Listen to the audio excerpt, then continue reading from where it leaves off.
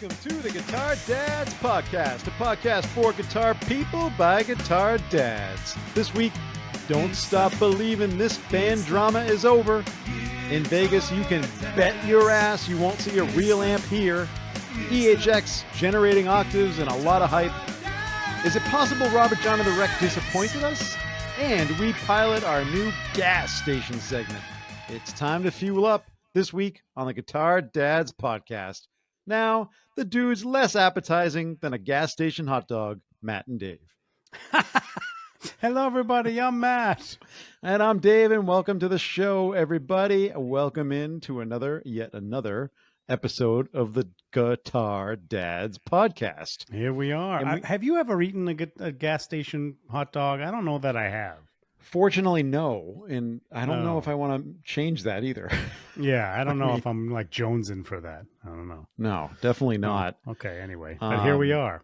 Here we are. And thank you to our loyal listeners each and every week. And also thank you to, if you're listening for the first time, thanks for checking us out. And we hope you come back. If you are new and you don't know where to find us, go over to @Guitar Dads Podcast on Instagram, on X, and you can join the @Guitar Dads Podcast group on Facebook as well. And check us out on YouTube. You know, we post the pod up there too if you want to if you kind of want to watch this thing. I mean, I don't know why you would want to, but yeah, I don't go know for why. it. We do it there. And special thank you to our patrons because you guys are really keeping this thing going. If you want to support the show, we would absolutely appreciate it. Go over to patreon.com/Guitar Dads Podcast. And yeah, I think that's it. And, you know, leave a review, subscribe, all that stuff. That just helps out the show. And if we can kind of keep growing, we can get more guests and more stuff and more gear and everything else for you guys. So, you know, all that stuff. Anyway. Yeah. Matt, we have a special guest in the third chair tonight. Who is it? That's right. We got my brother Alex here, Alex Tobin, in the house. How you doing, bro? What's up, everybody? Al? How's it going? So my brother Alex, we call him Al, but he goes by Alex, but we still call him Al. It's like the Neil Simon song. Well, he right? says you can call me Al, so He does say that. Yeah. And he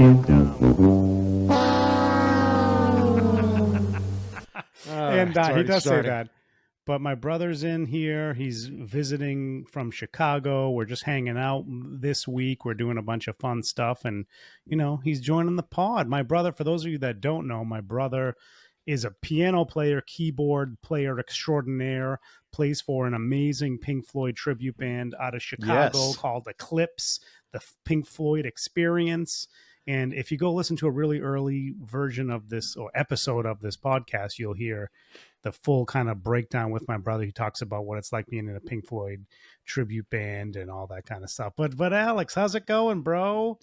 Doing great, guys. How's everybody doing? We're doing well. Thanks for having me back. Appreciate it. Tell us how Eclipse, the Pink Floyd Experience, is going. Like, give us a couple minutes about. Oh my God, I can't believe I've been with this band now. It's going on 4 years this past April. So pretty awesome band.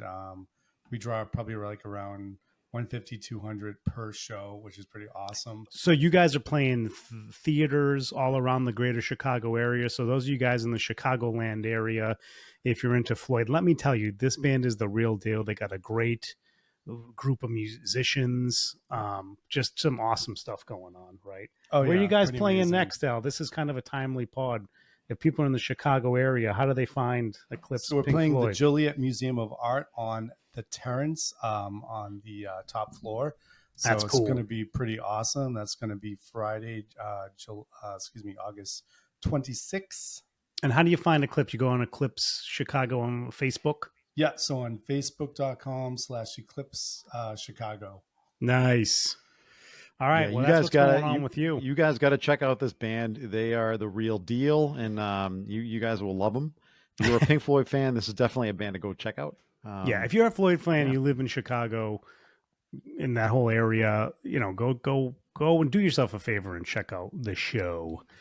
And there are other Pink Floyd tribute bands, but you know, we're really the one that you're the premier one in the Chicago. You're the premier in the area. Chicago area. Yeah. So the ones, you know, the guys I play with have been playing Pink Floyd for like over 15 years. So, I mean, they know their shit. Oh, they're awesome. They're amazing. Especially the guitarist. We had Bob. Actually, we had Bob. What's Bob's last name? Bob Di Stefano. Di Stefano. Bob yeah. Di Stefano. He was on the podcast. He went. We took him on a deep dive, or he took us into a deep dive of how to get those Gilmore tones. And you'd be kind of surprised, I think, how exactly he gets them. And he gets them in spades. Let me tell you, this guy, he nails them. So, Oh yeah, that was a great episode. Probably about a year or so ago, maybe a little more.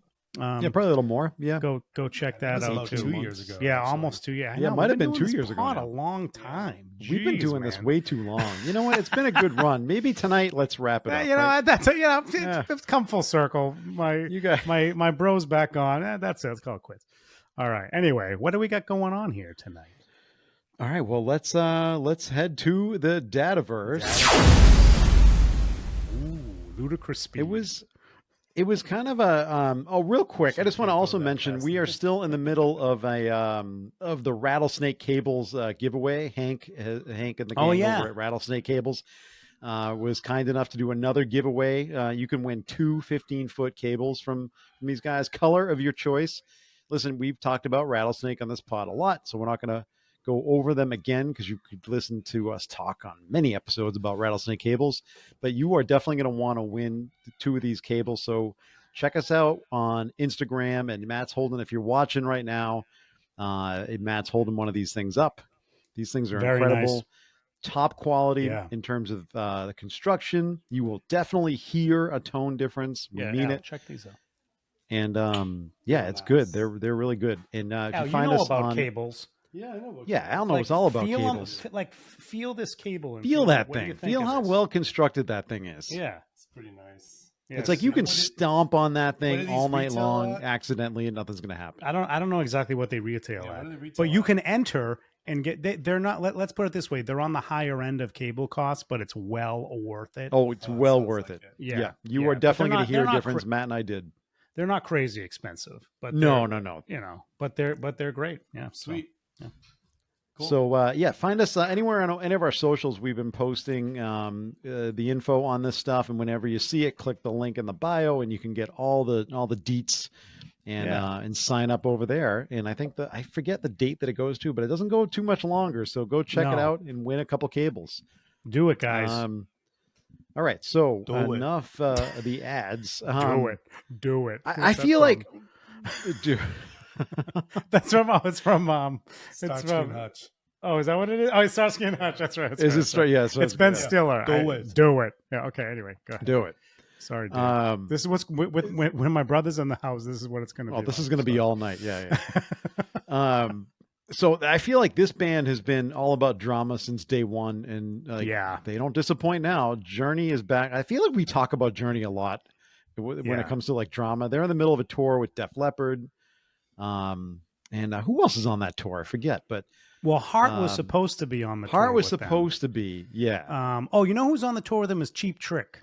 Cheap Trick. Cheap Trick's out there with but them. it was supposed to be Hart, and I think Ann Wilson had some health issues. Yeah, she got diagnosed with cancer, undergoing treatment right now. So hopefully she'll be good and hopefully good to she'll go, be but good. Yeah. But they kind of Jonathan Cain and Neil Sean kind of got over their differences before this tour. Now they're back at it again. I don't know how these guys put their differences aside to put on the incredible show they do, but they do. But Cain is now suing Sean again. He already has like a few months ago for overspending and like maxing out the band credit card. This is crazy. This is like high school drama. He maxed out the band credit card. What? He was apparently maxing out $1 million limit on this Amex, and he was going over the $1,500 per day hotel cap to the tune of $10,000 per night. Oh my goodness! So it's basically like a whole overspending thing, and he's just like spending the band's money and all this stuff. At one point, the debit payments were blocked, and the crew could not actually get paid, according to some of the reports out there. So, yeah, this thing is still going on. I just don't get it. I mean, you guys are in bands.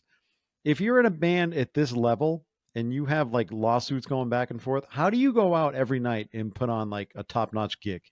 I don't know. I mean, I think it's tough. I think if you're really, in like kind of disgusted with the person you're playing with, I think it has to impact the gig. However, the music's the music. You do it. These guys are pros. They've been doing it for decades. I'm sure they just go out there and execute, and it's not a problem at all. But I mean, there's been so many stories about bands like, like Oasis. They've had fist fights on stage. Oh my god! Right. They're known for everything. Yeah. Like this isn't the first time, right? But it is interesting that like this is happening. But something doesn't surprise me that Neil Sean is overspending. Like Neil Sean, right? Like, what is it about Neil Sean that doesn't surprise me that this is happening? No, I mean, and I think that this kind of, now we have a bit of an explanation. We talked about, was it last week or a couple weeks ago? I don't even know if we talked about it on the show, but Neil was just like posting all these like non-humble things online about, I've been in the band since day one. I've been on every single recording, all this stuff. Like, Neil, what else do you have to prove? Why are you posting this? And I think then this news broke. Yeah, and that's I think why. this is part of it, Yeah, because he's like, look, I am the band. Like, screw you guys. Like, it's me. And, I'm going to do what I'm going to do. And maybe he's right. Maybe he's earned the right to do that. I mean, I didn't write that awesome part on all those songs. I didn't write the solo to Don't Stop Believing. I didn't write that. Our buddy, Jake from Man the Helm, he posted a great take on his solo. Which one was it? I played it for you. Al. It's the one that goes do do do do do do. Oh boy, here what we go. Song is that? Oh wow. Do, do, do, do, do. Well, the audience is going to react to that. Separate ways. Sorry, guys. Separate ways. I had to sing through it. Like, I didn't write the solo to Separate Ways, which I would call legendary. So, like, look, the guy maybe has earned his right to be an overspender. But I mean, let's just be clear, not to the point where you can't pay the crew. But this is all kind of hearsay at this point. That's all hearsay. Yeah. Yeah. And who knows what actually happened? What do you think of Neil Sean now? I mean, I think people, it's like they have all this money and they lose their minds. I think it's true. I think that's 100% true. I would. As they reach a point where it's like it's no longer about the music; it's all about like their ego. Yeah, that's a good point. I think that's really difficult, and I think that's what probably separates the bands that make it, and those that don't. It's like you're gonna just let your ego get in the way. Yeah. But if you made it, but if you've already made it to the point that Neil Sean has made it with just one of the most legendary bands of all time, like, have you, this is actually a good question. If you're somebody who's in one of the most legendary bands of all time and you wrote most of the songs or co-wrote most of the songs, do you have you earned the right to kind of do whatever the F you want on these tours? I feel like you kind of have. I mean, maybe, like I said, not to put them in the poorhouse, as long as everybody's making, your obligations are met. Right. No, but I think if it's sacrificing, if it's putting anybody at risk, if it's like, the crew members aren't getting paid a ton, if it's sacrificing their pay, then that's not right. No, I would agree there. If it's impacting relationships enough that it's impacting the show, then I think it's ridiculous. You got to either get off stage or put your differences aside and keep putting on the show, which is what these guys are doing. So yeah, I would agree. Yeah, go ahead. I was going to say, like, I think like humility is an underrated virtue, and these guys just kind of lose sight of it. Yeah. Oh, totally. That's right. I mean, what are some really big bands right now, or like lead guitarists that like are really humble about their success? Oh, that's, you know what? That's a great. That's actually a better question. Zero. What bands are humble about their success? Yeah. None. How many legendary bands are humble? Legend bands or like musicians within those bands are humble about their success. Yeah, that's a good question. This is a more rhetorical question, but how many great bands could have formed but didn't because ego got in the way, right? Oh, well, that happens too. Yeah. Yeah. There's definitely ego involved. We won't know. We'll never know. But like I said, we can all kind of sit around here as people that aren't legendary, are not in legendary bands. It's easy for us to sit around and be like, these guys should be more humble. But, when you've been told your whole life, maybe not your whole life, but most of your life, that you're just the most amazing thing, like the best things in sliced bread, it's going to go Yep. to your head. And, the people that are humble, I think are really, that's why it's hard for us to call them out, because it's very exceptional if you're humble, right? And with that level of Yeah. success. Because it is true. You think about like most of like the greatest bands of all time, they don't, like, humble isn't something that comes into your mind when you talk to these people, when you hear interviews with them, when you talk to them, when you see how they act and carry themselves, right? It's kind of a funny thing. Although I don't know, like, who pops into mind as someone that's kind of humble is The Edge from U2. Yes. Yeah. Right? Yeah. Right. And Bono too, to a degree. I mean, yeah. No, Bono, no he's way. a little. Bono is humble. He can be a little bit. He can be a little bit more humble than I think the average rock star. I think, but. Well, he's someone that really cares about the poor. He is. He's someone that's. But does that mean he's humble? No, it doesn't. I mean, I think there is a bit of humility that has to go along with that. Well, he uses his celebrity for a lot of good, and I really respect that about him. But is he a humble guy? I don't know. You know who's craving attention these days? You know who craves attention like nobody else these days? Yeah. Tom freaking Cruise. Oh God. Oh God. Yeah, let's talk about that for a second. We're gonna talk about the Olympics, music, but okay. Well, we're gonna talk about I'm gonna connect it because we're gonna talk about the closing ceremonies later. Right, have at it, and the guitar that we saw. Although if you didn't watch it, and I didn't, but I saw it afterwards. This amazing guitar. Fender really needs to. We need to anyway. We'll get to those later. Let's talk about that because I haven't seen that yet. You have. I saw it in the notes. I haven't seen it. I'm gonna have to Google it. Talk about it. Let's get into that in the gear segment. All right. Later, because did you see the pictures of those things? I'm gonna Google it right now because I didn't. Oh, it's a sight to behold. It's okay. Dare I say it's more stunning than what we saw at the Super Bowl. Was it Super Bowl? Yeah. No. Yes, you need to Google this, but for now.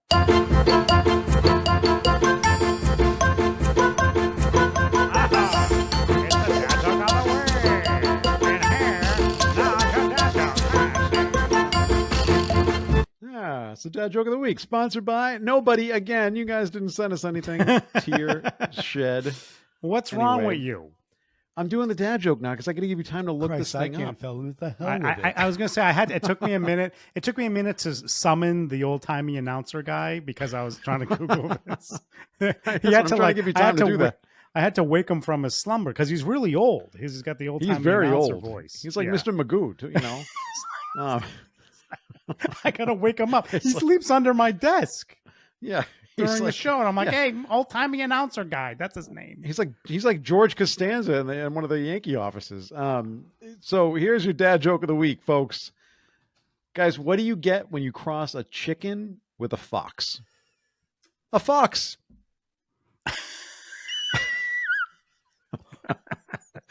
This is just stupid. That's just, come on! I'm gonna give us that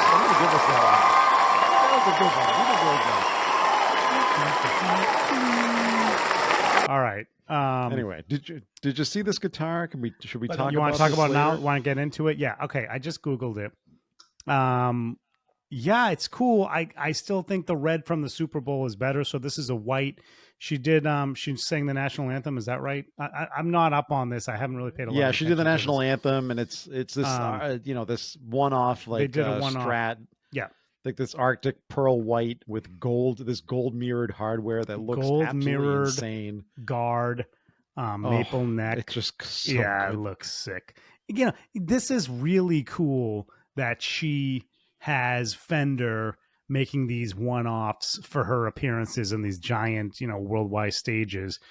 It's pretty cool. Yeah, this thing looks sick. I mean, she's awesome. Wait, did we say who we're talking about here? Oh, we're talking about her. We're talking about her. You guys are like, what the hell's wrong with you? What do you think, Al? I know you're not a big guitar guy, Al, but you're on the Guitar Dads podcast, so you need to have an opinion. Thoughts? It's a beautiful guitar. What kind of guitar is it? That's a Fender Stratocaster. Yeah, that's or right. Strat for short. You should know that because you're playing a freaking Pink Floyd tribute band. Yes, I should know that. There you go. Anyway, yeah, I like it, Dave. It's cool, but not as stunning as that, like, kind of like sparkly, shiny, not necessarily sparkly, but Yeah, like very it was metallic red, it was almost metallic like red with that. translucent, that Yep. translucent kind of red that she did at the Super Bowl. That blew my mind completely, and I would consider having to get one if she came out with it. They released it. Why? This is So like that's my like meh question. to me. I'm like, this is cool, but I'm like, meh. That's all right. Why has not why does she first of all does she does have a signature guitar out there, doesn't she? She has a couple of different She has a colors of couple it of them, out right? there. So Yeah. my question is why these things have caught the attention, both the Super Bowl one and this one has caught the attention of the world. Why have they not Why have they released released it? these? Yeah, because they're one offs, and the whole process to do these things takes a while. It's what it is. It's not Yeah, something that they they're just can pretty. bust out overnight. But I would think that they would have done it. Let's see if I can find what they got currently, what her lineup is. Yeah, she's got the blue. The blue is really cool. I gotta admit. Blue's cool. The blue, it's called the electric blue, and it's got an anodized silver guard. That's really cool. But we talked about this when we talked about the Super Bowl one. I'm not a fan of matching headstocks on Strats. I'm just not. Yeah, But I make an yeah, I exception. I make agree. exceptions. I make So exceptions. Yeah, I make yeah. exceptions. What do you think, Al? As someone that's not really a guitar person, like, so the difference would be like if you look at this Strat I have here, Al. Yeah, does this so If you this look is at this actually an Strat, interesting question for a non-guitar lover. yeah, for a Like, does this stuff non-guitarist. does this make you sick or does it interest So you see how the headstock color is just like a natural wood, and it doesn't match the color of the body. And then look at the her one, how it matches the what's your Oh. thoughts on that? Yeah, see, What do you I prefer don't as, know. as someone who's a non-guitar person, just aesthetically? What do you what would you prefer? Like, I feel like it depends on the guitar, right? I think it looks pretty sleek. Yeah. Actually. So All you right. like it, okay. It looks sick. Yeah. All right, it Al looks likes pretty it. sleek. All I right. like it. All right, he's into All it. right. Yeah, All like right. with the blue and the silver. Yeah. Yeah, it works. It is pretty cool. I'm outnumbered. It is All right. pretty freaking cool. Not gonna lie. Yeah, I like it. Okay, all right, there it is. So there's her. Oh, there you go. Okay. All right. Well, boys. Did you know? Well, Matt knows, but Al, did you know that this episode of the Guitar Dads podcast is sponsored by Copper Sound Pedals, a boutique pedal company building unique effects pedals by hand right here in Massachusetts. Sometimes they use two hands too. And today we are putting the spotlight on the Telegraph V2. If you are familiar with Copper Sound or not, you've probably seen their Telegraph stutter in stores. It's awesome. It is that kill switch pedal that features a Morse code style key on the face of the pedal, and Telegraph V2 features a proprietary all metal telegraph key. And this sturdy and stylish upgrade now allows the player to control the effect with their feet. In addition to the classic kill and activate modes, the Telegraph V2's most popular feature is the brand's new burst mode.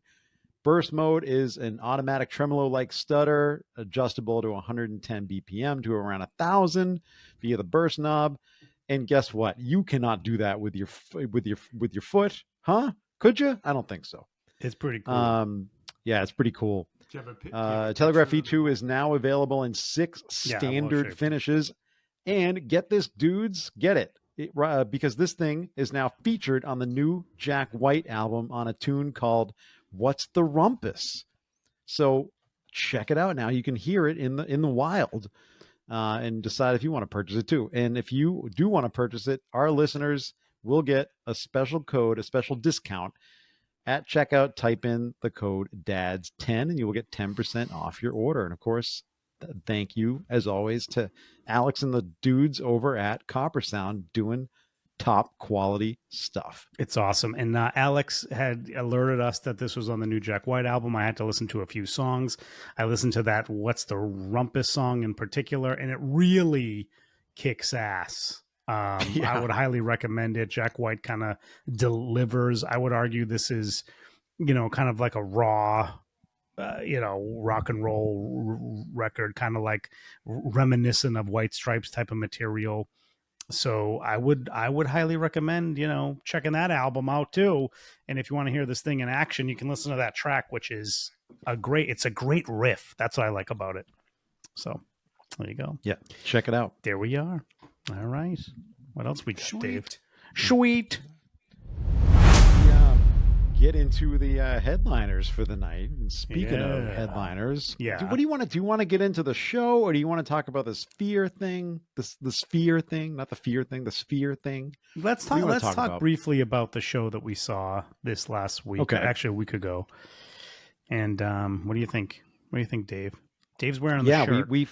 I'm wearing the shirt. If you're watching this, we finally got the opportunity to see a band. We had Henry James, the lead guitarist, on the show a couple of years ago now. Yeah. And they just never really played. They played a bunch in Europe, and they never really played around.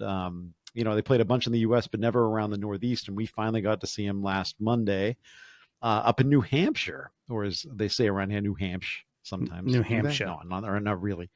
Yeah. New Hampshire. And it was just, I mean, listen, if you don't know Robert John and the Wreck, you need to know who they are. You need to get out from under that rock.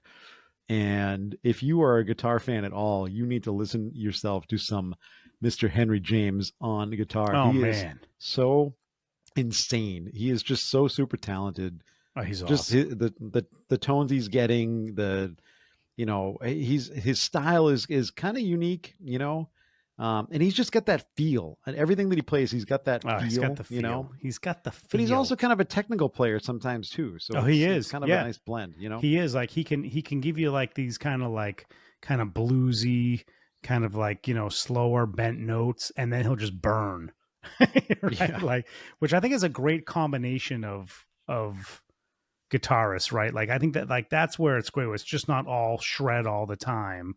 But he just has a great style. His phrasing is fantastic. Like Dave said, his tones are fantastic. But the whole band is amazing. So he does this within the context of this amazing band.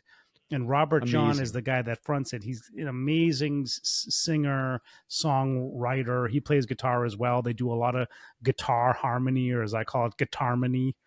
Like a la think of like Allman Brothers, that kind of stuff. Yep. And it's a great sound, and they got a keyboard player. Al, you should check him out too. And Cool. he had a Leslie on stage with him. He had a Hammond with a Leslie cabinet speaker on stage. Just great tones that he was getting as well. But I don't know if they're. Is there original keyboard player? He was out. What is his name? Steve Majori I don't or something know. like that. I think he was out with Toto. Oh, is that right? I don't know if he's still right? in the band, or is he kind of doing his thing? Which I don't know. Anyway, I really should look that up. But yeah, he's just to kind of tell you how much of a killer keyboard player he is. But yeah, they get this other guy up there that's killing it too. So he took some big solos. So Al, would that be like a dream for you to like play a gig with a Hammond and a Leslie cabinet? Yeah, that'd be pretty fucking awesome. Not gonna lie. Do you use that kind of like an emulated setup on any songs? Like, which songs do you use that setup on? All of Dark Side of the Moon. Like any Dark Side of the Moon song, you're playing an emulated Hammond with the Leslie cabinet. Yeah, so you're gonna hear hear that on Breathe. Yeah. You're gonna hear that on what else? You're gonna hear that on a little bit on Time. Yeah, you're gonna hear that on it's a different organ through a Leslie, but it's on Us and Them, which is really cool. So yeah, it's a beautiful sound. It's funny, like yeah, you know what? Now that I'm kind of hearing that album in my head, you're right. You don't really hear a lot of it in a lot of modern music. So it's really awesome. It's just a great sound. One thing that's really freaking cool is a piano through a Leslie. Really? So what Yes. is it about the piano through a Leslie? So it almost sounds like it's drowned out, like underwater or something like that. It's pretty cool sound. Oh, that's cool. So there's a track called Echoes off of the metal album Pink Floyd 1971. It's about a 17-minute track, and oh geez, what is it? The It's on Grateful the short Dead? side. It's pretty awesome. Yeah, it's pretty awesome. We learned it last year, and the cool thing is, it's all about Richard Wright experimenting with a piano through a Leslie cabinet, and it's awesome. Oh, cool. So definitely check it out. It's a really Maybe he was doing that. unique sound. That's odd. Maybe this dude with Robert John was doing that too when we saw it. I don't know. Who knows what was going on? Yeah, I don't know. It sounded great though. It was. Let's talk a little bit about Henry's rig. He was using an unknown amp, and we did get a chance to chat with him a little bit after the show, but he had a bunch of kind of stuff to do, so we couldn't get into the gear. But we gotta reach out to him and ask. He was playing the Supro he will be Black coming Magic, back on at some point. Yep. Right, the Supro. We Black think it was a Black Magic, but there were two there was two Super amps up there. Maybe one was just a cab. Yeah, that no, head one that he was a had, cab right? for the mystery. One was a amp, cab for the head. for the head, we which don't know is a what that mystery was. amp. And then he was using the Black Magic combo, and it looked like he was kind of coming in and out of one of those amps where he would. I noticed he had a volume pedal. We have to talk to him about this. He noticed he had a volume pedal, and he was kind of riding that a lot. I think that was bringing the other amp in and out. If I had to be like the level of that amp in and out, if I'm not mistaken, because I was watching him a lot all night. But anyway, pretty cool. He was tap dancing all night. Yeah, he was. He had a lot of stuff. And the reason I say that, because he did have two separate boards, and I think what he was doing is running a board to one and a board to another one. I mean, that would seem obvious, but that would make sense. Yeah. And that's what he was doing. So I think, and he had this volume pedal that he was riding a lot, and it wasn't, the reason why I say that, because it wasn't really affecting his volume to the point where, the guitar would come all the way low, or but it did give it a flavor. So my sense is that was he was doing. Stay tuned. We'll have him on. He'll explain exactly what he was doing with this rig. What kind of guitar does he play, guys? So great question, Al. Great question, Al. You've been listening to the podcast. Yeah. What was he playing, Dave? He was basically, his number one all night was his signature Eastman, right? Not Eastman. Not Eastman. I'm sorry. What is the his signature? Oh God. We're bad. The typical guitar dad's moment here. I'm gonna Google this here. It wasn't like a PRS or. No. He has a signature guitar from this company. Sorry. Oh, okay. They make guitars. Yeah, it is an Eastman. Eastman. I'm sorry. Yeah, it is an Eastman. Yeah, I'm a jerk. I'm a jerk. Damn you, Eastman. Sorry. Yeah, I stand corrected. Eastman out of Nashville. Oh, the company out of Nashville? Dave knows what he's talking about for once on the show. Is an Eastman. No, it wasn't Eastman. I was mistaken because I thought it was a different type of guitar. All right. Anyway, okay. Cool. But he plays. So you can. I just pulled it up. So Al can see it here. He's got like a Sunburst. He plays a Sunburst. Well, I actually don't remember which one he had. Yeah, he didn't have the P90 one. He didn't have the P90 one. He had maybe the Sunburst one. Yeah, probably. Yeah, it was like he's playing like a red one here. They're pretty cool looking guitars. Mini hums on them. Like he's got that like this Strat like kind of like a Strat like headstock with the reverse headstock, I should say. And it's interesting that he has the mini hums on him, because he's a big Firebird fan, so it's not really surprising that he went with that. It's the Seymour Duncan vintage mini hum. So does he use a whammy bar a lot? He did. This is a Bigsby. This is what's called. Yeah. Okay. Bigsby. It's a Bigsby deal. Al. It's a Bigsby it's deal. A really bad dad joke. But that was a good question, Al. He did use the Bigsby quite a bit, and at one point I saw him really kind of wailing on it, and the thing stayed in tune perfectly. So this looks like it's so Eastman's a company that they're the ones that make these things in the USA, right? Yeah, made in California, and they do them like sub 2K for made in California guitars. Okay. And it's kind of unbelievable. It's kind of unheard of to have a made in this USA thing comes in at guitar. $1679. So like, and it's a great looking guitar. Really famous band like would play this, an Eastman. Well, these guys, they're not. There isn't really like a super mega star band that plays them. Okay. But they're really high quality made guitars, a little bit funky shapes. We talk about them. We don't talk about them a lot, but a lot of people talk about them a lot. And they are, I think, really great value for what you get. I like that one. Oh, yeah, this is cool. I just pulled this up. They have a new shape called the Juliet LA. These are, I don't Ooh. know, Dave. Like, if you're looking for a funky guitar, these are kind of cool. But I'll have to check that they out. make like a Les Paul I don't know, looking Dave. thing. The other Tobin's trying to learn guitar, so I don't know. Oh, there you Oh, go. you are. We'll have to talk about this on We'll the have to talk about Patreon. They make like a Les Paul S guitar that looks like a Les Paul custom black beauty, and it's Oh, I like the $26.60. mahogany. So it's a made in the USA, that's $2,660. Like, that's for a new guitar made in the USA. That's kind of insane.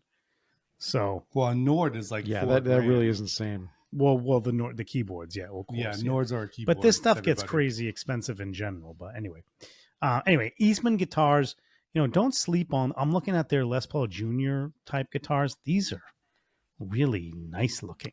Yeah, they got a lot of nice offerings. I yeah, they do. haven't really checked out a lot of Eastman's before. The only one I really had, the only time I really did check them out is when we learned that Henry was getting his own SIG, and but I haven't haven't really spent time like digging into this stuff. They Oh, make they're some really cool beautiful. looking stuff. Really Oh beautiful. yeah, I looking love guitars. this one that's in like a Pelham blue. Oh man.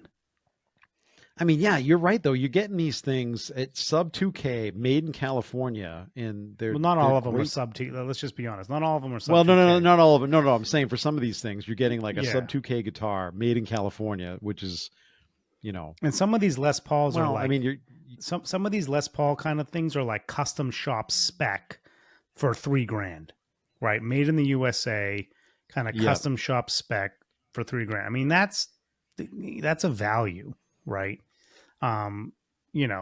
So I don't know. Check out Eastman, check out Henry James, check out Robert John and the Wreck. All awesome bands, awesome stuff.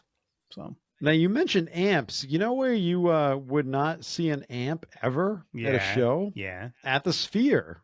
I know you read this. Yes, but I did. This is so apparently because of course we're talking about the Sphere in Vegas, Vegas, yeah. where we have to go see a show, any show. I don't care what it is. Yeah, well, the Eagles are going to be there soon. The Eagles are going to be, which will be interesting because because of the I don't want to say acoustics of but because of the sound system and how how the show is presented and the way, what's the word I'm looking for? This is the way the audio setup, or what I can't think of the word, but anyway, you can't use a real amp on stage. Yeah, you have to either go direct or you have to find some kind of an interesting way, like John Mayer did with Dead and Company, and apparently he had to mic his cab in a box on the loading dock. Really? That's what I read. Yeah, which is kind of crazy.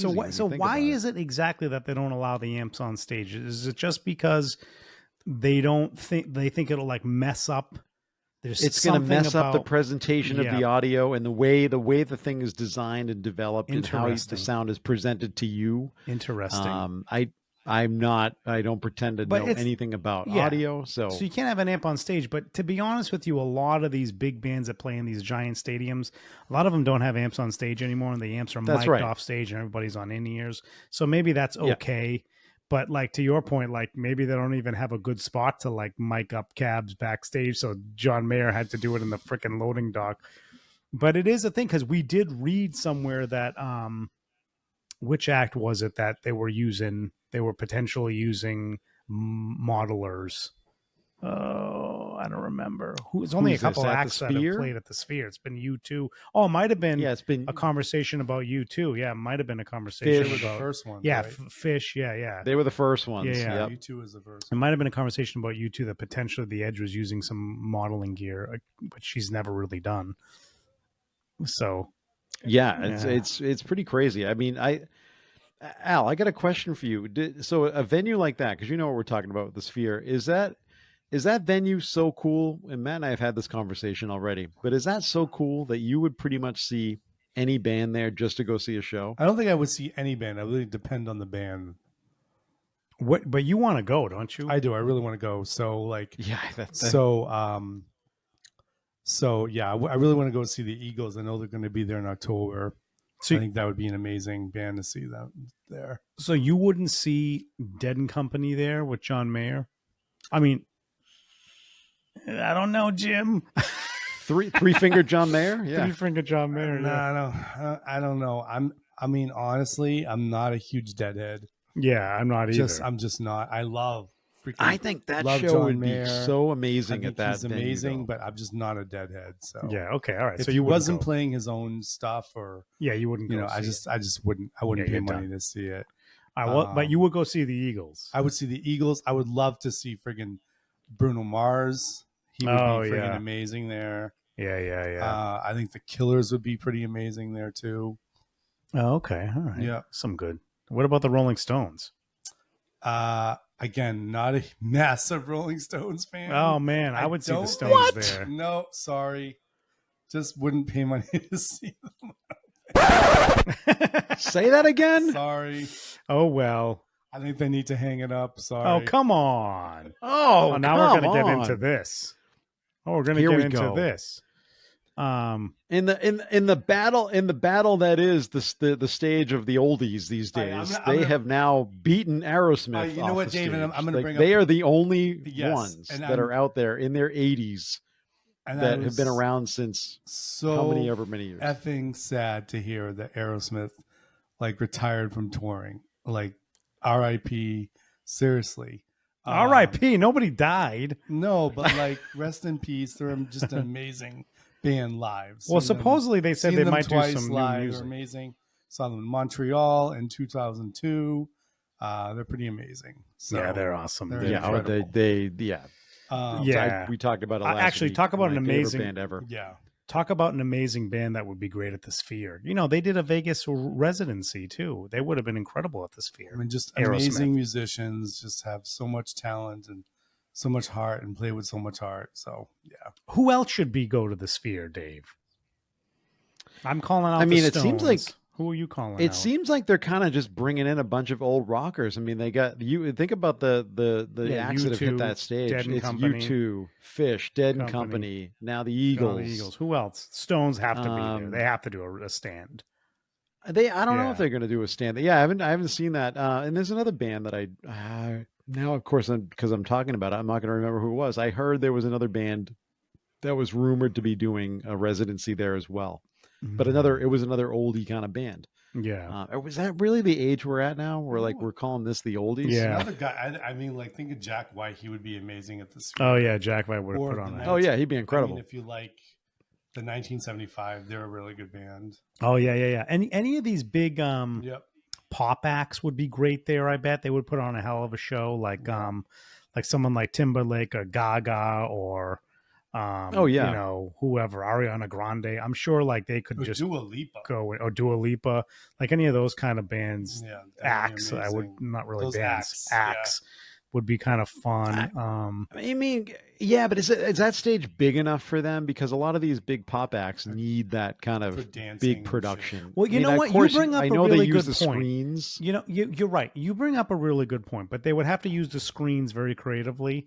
But you said, you went to the JT show with your wife, and he did a lot of cool production. I bet they could Was do this some really before cool or stuff. after he got arrested? This was after, and he Oh, acknowledged That it. was right This after. was after. Yeah. after. Okay. And checking. he, the other band that I think would kick ass there is the Foo Fighters. That would be a fun. That would be a fun show. Killer show. With them. What about Pearl Jam? Oh yeah, like you get into the grunge. Yeah, Pearl Jam's another Jam. one. Yeah, Yeah, the Jams. the Jams. The Jams. I don't know, but I agree with you. Like, I feel like any band that you like could go there, and they could have some amazing, technology production stuff, and it would be kind of an unbelievable experience. So, to your point, Dave, Yeah, there probably wouldn't be, in my opinion, there probably wouldn't be a lot of acts I wouldn't see there. Like I would sit through a Dead and Co show there. I would. I wouldn't like travel to Vegas to see a Dead and Co show, but if I happen to be there and I was like, oh, I'm going to see the Sphere, I would consider. I mean, it. I would sleep through. I mean, I would sit through a James Taylor concert too. Dave, we're I don't know that we've announced it to the I listeners think it'd be yet. cool to see Coldplay too. Oh, Coldplay's oh yeah, another one, Coldplay too. If you like terrible music, you can go that. But oh come on, man. just kidding.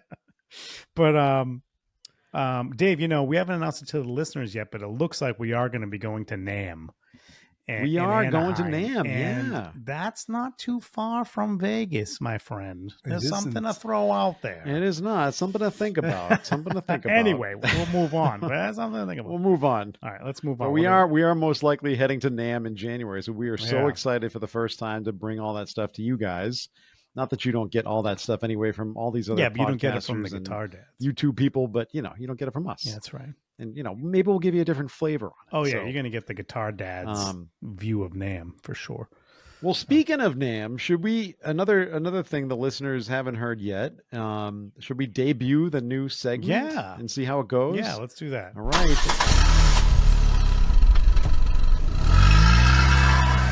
Oh, we are pulling into the gas station. It's time. Oh my god. Here we go. And so this whole segment, of course, is about gas. And we won't make it too long, but Matt, what are you gassing for right now? For my brother here, gas means gear acquisition syndrome. Well, you should have just left him in the dark on that. Okay, let's hear it. I have a Al. big gas. Is it just a Nord? Is that all it is? No. Okay, all right, let's I've hear been it. reading about. Here's the thing. All right, so go the ahead. Nords have a FATAR key bed, which is the same one that I have on mine. That costs like a quarter left. Like Okay. I have a Studio Logic. Okay, so for us, board. what does that mean? So Yeah, for the guitar the dads. guitar so people. for the guitar dads, yeah. Yeah. So for in the world of keyboards, so there's a company called FATAR, and they make one of the best key beds for real good piano action keyboards. Oh, okay. And they have them on the Nords, they have them on the Kawais, and they have them on the Studio Logics. So that means like it feels like you're playing a So real it really piano. feels like you're playing a Real real piano, piano. yeah. Yes. Yeah. Yes. Nords, which are made in Germany, which retail like anywhere between Oh, fancy. $2,000 to $4,000.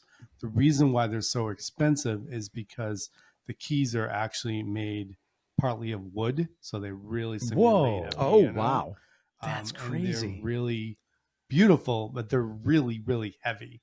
So if you figure like an 88 keyboard is going to be like around 20 pounds, like this sucker's going to come in around like 30, 35. Wow. Okay. Yeah. So they're really, really nice. I'm glad that you brought that up because but they're very pricey instruments. it is a Guitar Dad's thing that you're old when you start worrying about the weight of your gear.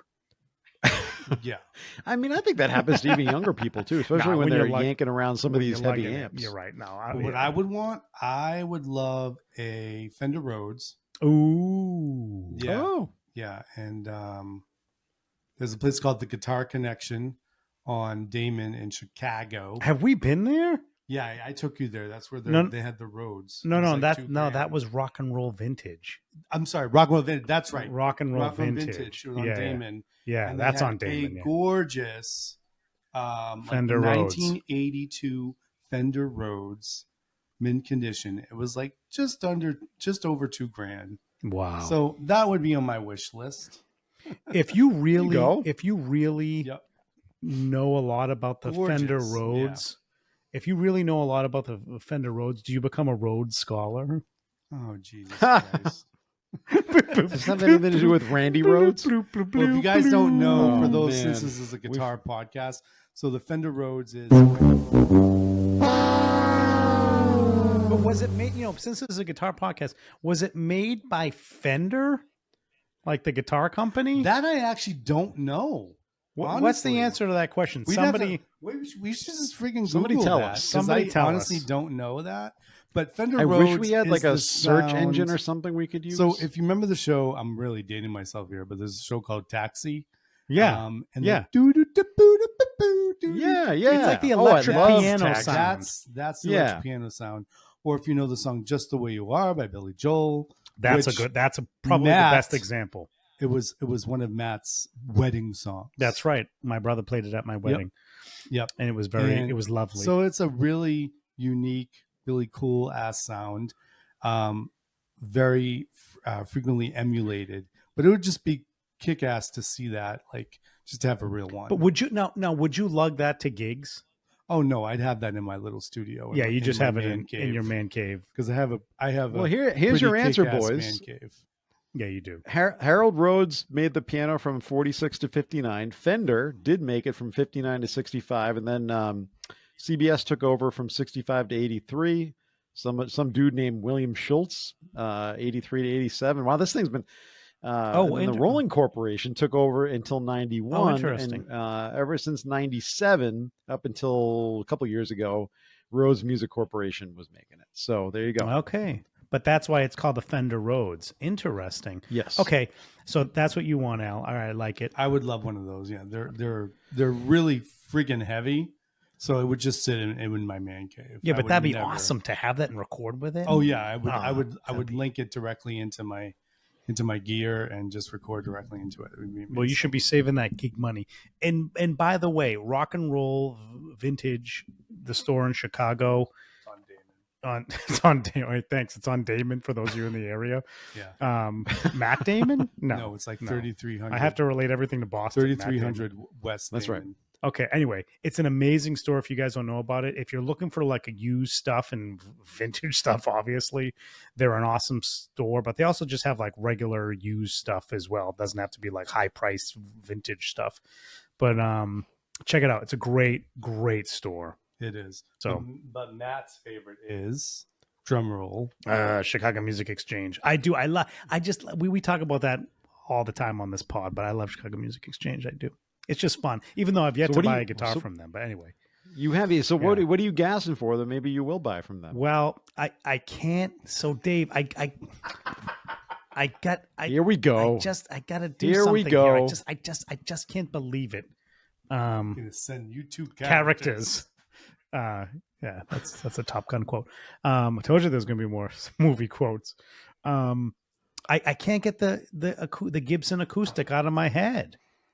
I know. I can't get it out of my head. I was going to ask you. Wait, I thought maybe tonight I sold my Taylor, Al. You sold your Taylor because I fell out of love with it. It's really sad, really. I want to tell a story to the listeners here because the listeners know that didn't Dave Matthews play a Taylor? Well, he did. He does. He has. He did. Yeah. He has. He's played Martin's. Continue. Too. He played. Yeah. So for years, Matt. I mean, Matt played solo gigs on his acoustic, and for years I've always loved acoustic, and he's started to kind of fall out of love with acoustic, and then decided to sell this beautiful freaking guitar. Yeah. And what did I tell him? I said, you know what's going to happen to you. The minute you sell it, you're going to regret it, and he did. Now you're going to get something better. But yeah, I was going to say, I mean, better is subjective, of course, but I tried a couple in my opinion. Exactly. I tried a bunch of Gibson acoustics. I do agree the sound to me is better than I love my Taylor. I have 514 CE. It had a cedar top instead of a spruce top, so it wasn't as bright as most Taylor. A lot of people don't like Taylors because they're bright, and they are. Oh, see, but that's beautiful. There is a brightness to them, and as opposed to the Martins, but the Gibsons I feel like are a little bit in between.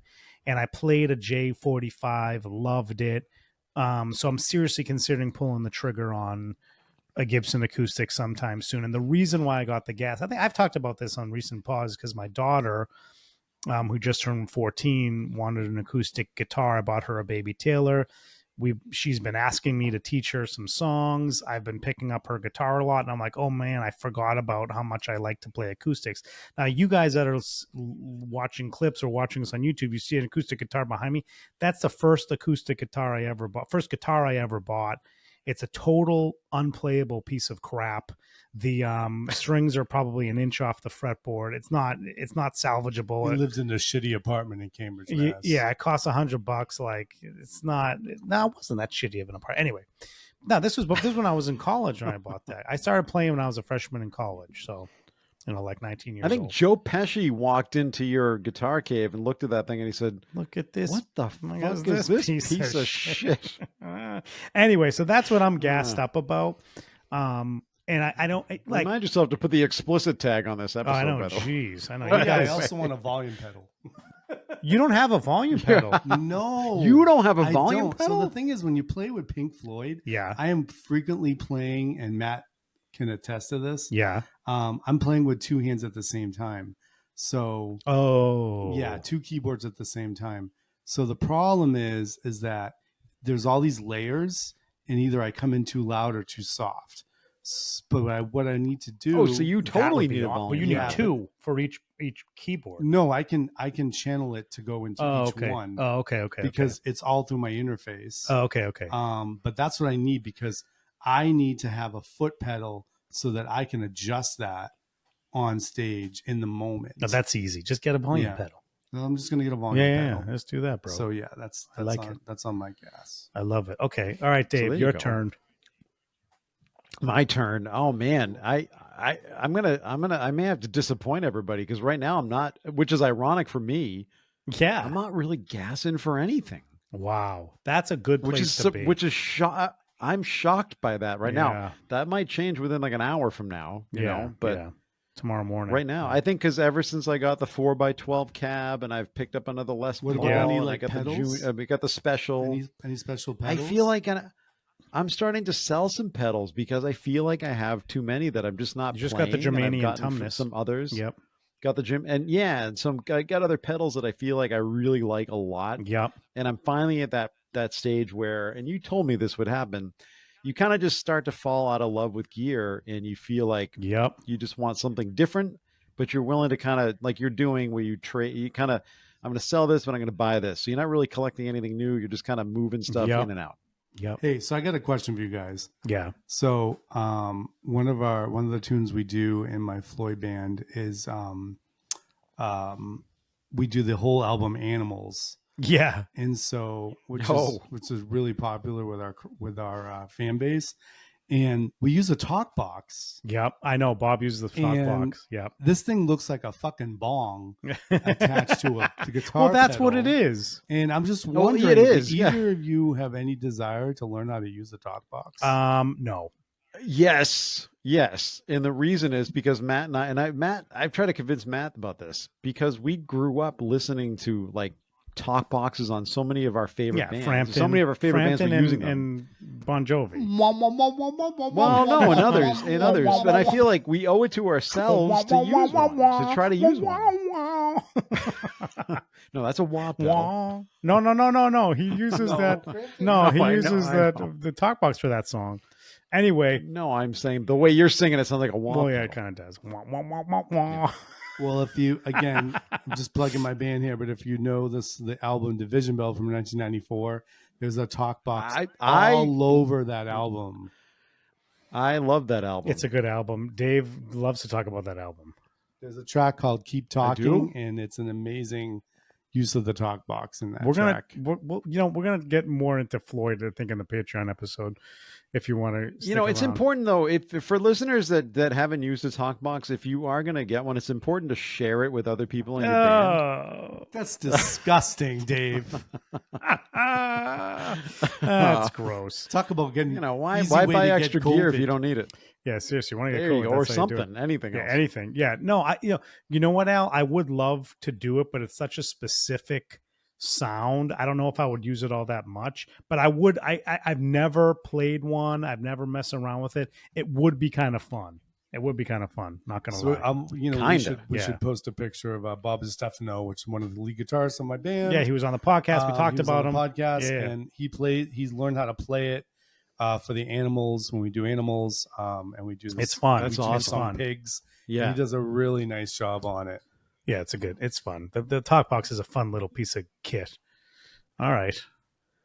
Well, as we kind of round out this episode, let's talk about this real quick, and we'll get into this into other stuff into detail in the Patreon episode. Sure. But EHX has kind of made some waves in the last week where they released the Pog 3. Yes. And if you're like an octave kind of guy, or a Pog, I should say Pog, because it's kind of different kind of an animal. Yeah.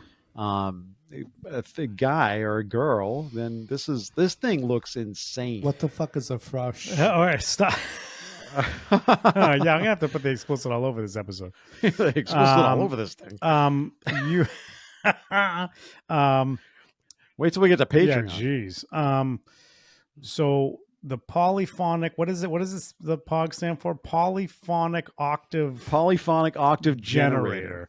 And it does exactly that. It does polyphonic octaves. Do you do any octave effects, Al, on your keyboard No, but stuff? Jeff does on his voice, which is really freaking cool. Oh yeah, that is cool. Yeah. Oh, He has a interesting. Pog on his. Yeah, He has that one on his board, I on his think. gear, Actually, yeah, which is pretty cool. yeah. So the lead singer of this band, he uses a pedal board for his voice. He looks like Geddy Lee. He looks like Eddie Lee because he wears the glasses just like Eddie Lee. It's really funny. He's like, Tom Sawyer. Yeah, it's really weird. Anyway, but he uses a pedal board for his voice, and I think he has a Pog on there to do the octave stuff. So anyway, but this isn't. I don't know much about this, Dave. Do you know much about this Pog? It looks pretty sick, but it's expensive. It's like $600. It looks really bucks. sick. It's like isn't it 650? Yeah, it's like 649, 650. something like Yeah, that. Yeah. major So money. this is like It's an a very octave doubler. Yeah. Oh, yeah. That's what okay. it does a lot more than that too. But Dave, you want to talk about it a little bit or not really?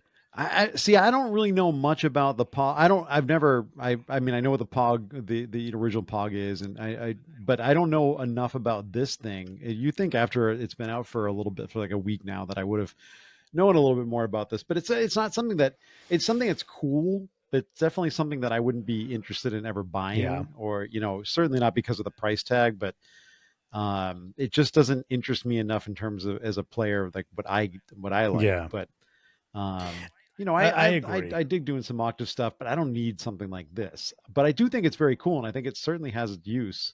I mean, this thing it's got a lot of different features, like tons of features. Yeah, if you want to like make some really weird, wacky sounds, this would be the thing to get. And there's all kinds of different settings on this. It's definitely there's a reason why it's so damn expensive because it just does like a million different things. Let's pull it up So and see what it looks like. let's see what. Yeah, you haven't even seen what it looks like, have you?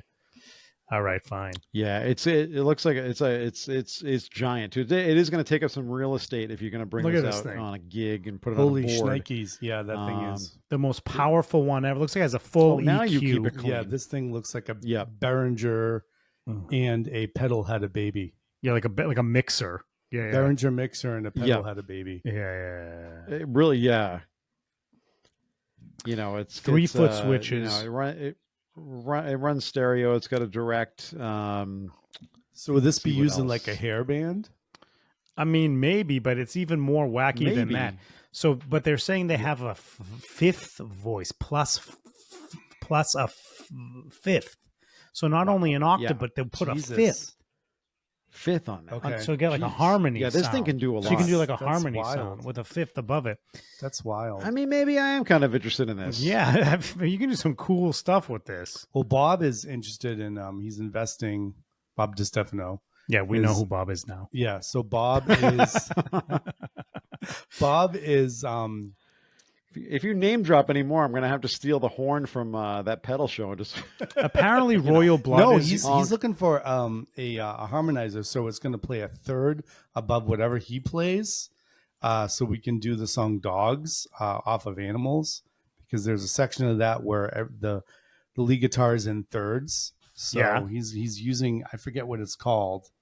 I can check with him, but it's this cool ass thing where he basically whatever he plays, it's going to play a third up, so he has this cool so it's harmony. a similar thing as this pedal, right? Yeah. And it might be a version of this pedal that does a third, but this does a second octave. It does 2 octaves. It does a below 2 octaves, a below 1 Yeah, octave, that's great. Yeah. up a fifth, up a plus fifth. no, you're good.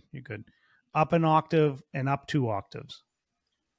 Damn. And it's got 100. The thing, you got if you like, you need this many presets, but you can customize 100 presets. Yep. That's a good amount. Yep. Yeah, it's That's very a good feature amount. rich. Yeah, it is. It's well, I mean, what's a bad Dave's amount? I like, don't that's know, a good like one. 100. That's a good amount. Yeah, that's Sounds steep, about though. right. $600. Yeah. That's steep. Yeah, 650. I think That's really That's- steep. But I think if this is your thing, if you are really into this kind of thing, I think this is a very justifiable price. At that point, you're getting a lot of gear. Okay, you know? not to be Yeah. too much of a Um, shill, but for like half the money, you can get a triple graph from Copper Sound Pedals. Yes. We'll do an octave up and an octave Yeah. down. So All there right. you go. That's right.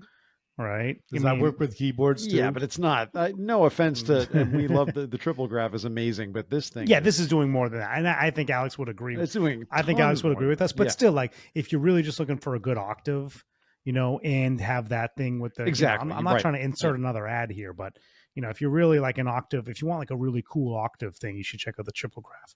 But Yes, but yeah, this definitely. is obviously this is like kind of a little bit more than that, and there's a lot A of lot DSP more. involved in this, so you can imagine. If it's going to track right to do a fifth, to do these octaves, to be able to do all the EQ and all the tweaking, it's like a million knobs on this thing. Yeah, like, that's what the gonna take a hell is lot even of- going on with this thing? Well, that's where I think the presets Well, are because gonna you really can come in blend your handy. dry signal in and out. Yeah. You got your your plus one, your minus two, your plus and minus 1 and 2. Up a fifth. It's got there's this thing is feature rich. I wouldn't even know where to begin Crazy. with it. But is it would be crazy. really cool to play with, I guess. But this price tag, it's not. I'd have to not worth it for me. I'd have to like hear it like in like the studio and find out like like from a songwriting standpoint, like, all right, how the hell am I going to use this thing? Is it really going to like is it worth the squeeze? Yeah, is it worth this? Well, Al, Yeah. you bring up a good point Yeah, though, because it's a good this point. is the kind of thing that is so cool that it kind of does. It really does spawn that creativity. This is the kind of thing you plug into, and as you start playing around with it, you just You start become writing. a lot more creative than you would Yeah. just plugging into like a drive pedal or whatever. That's not how I play. That's not what I do. So I don't really have. It's kind That's of not what like you an do, ADD yeah. pedal. Yeah, totally. Yeah, that's a great point. Oh, And I am ADD, so know what? I I can just- say that.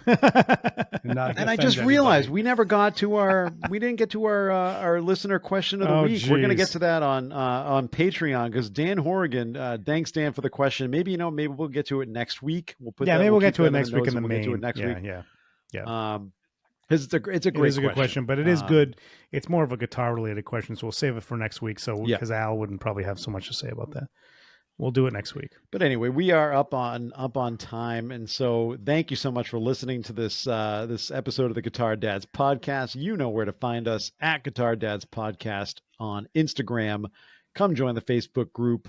Go search X. Go search YouTube. Find us over there. And of course, if you want to support us, go over to patreon.com/Guitar Dads Podcast, where you can help the show go. And that's where we're heading right now. We got a lot more to talk about, and we have a lot more fun. And like, subscribe, review, all that stuff helps us out. We hate to keep saying it every week, but it really does. And if you want better content, that's what you got to do to help us out so we can get there. And we appreciate each and every one of you for tuning in. All right, enough of me talking. All right. Matt? That's it. Hey Al, thanks for hanging out, bro. Thanks for having Thanks, me, Al. guys. Been a pleasure. All right, Eclipse Chicago. Fun as always. Check it out if you're in the Chicago area, or if you're not, fly there to go see them. You'll have a great time. Yes. And have a Chicago hot dog while Yep. you're at it. Oh yeah, we're gonna get into Chicago food, I think, in the Patreon. Oh my God. We're gonna get into that. Not a gas station hot dog. Yeah, not a gas station hot dog. Far from it. A better. gentlemen. We're gonna And talk tell about. us what you think about our new We're gonna- segment. Do you like the gas segment? Yeah, I tell do. us. I love it. Tell us. No, he wants the love the- listeners, not you. The listeners. I love the acronym. It is a good acronym. Guitarists use it all the time. It's a great Maybe you can bring it to the keyboard world. All right, that's it, everybody. All right. All right, that was this week's Guitar Dads podcast. Rock a lot. It's the